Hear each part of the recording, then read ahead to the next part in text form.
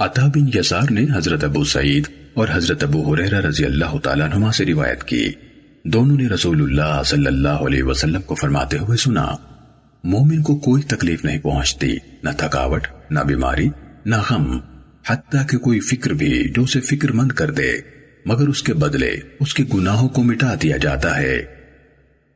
صحیح مسلم حدیث نمبر 6568۔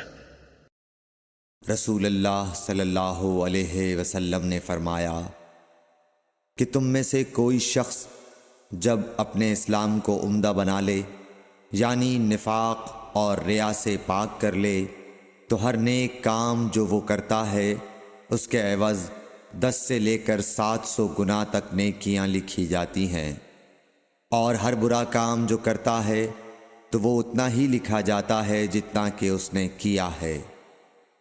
صحیح بخاری حدیث نمبر 42۔ کہ ایک شخص نے نبی کریم صلی اللہ علیہ وسلم سے پوچھا، کون سا عمل سب سے افضل ہے؟ فرمایا کہ اپنے وقت پر نماز پڑھنا اور والدین کے ساتھ نیک معاملہ کرنا، پھر اللہ کے راستے میں جہاد کرنا۔ صحیح بخاری حدیث نمبر 7534۔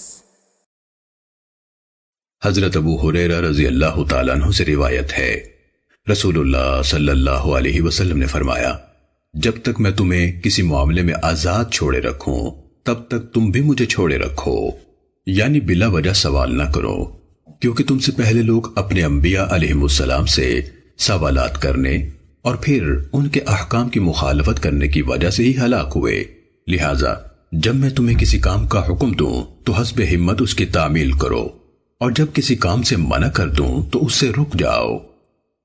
سنن ابن ماجہ حدیث نمبر 2۔ حضرت ام المومنین عائشہ صدیقہ رضی اللہ تعالیٰ عنہ سے روایت ہے، اللہ کے رسول صلی اللہ علیہ وسلم نے فرمایا، جو شخص ہمارے دین میں وہ چیز ایجاد کرے جو اصل میں اس میں شامل نہیں ہے تو وہ مردود ہے۔ سنن ابن ماجہ حدیث نمبر 14۔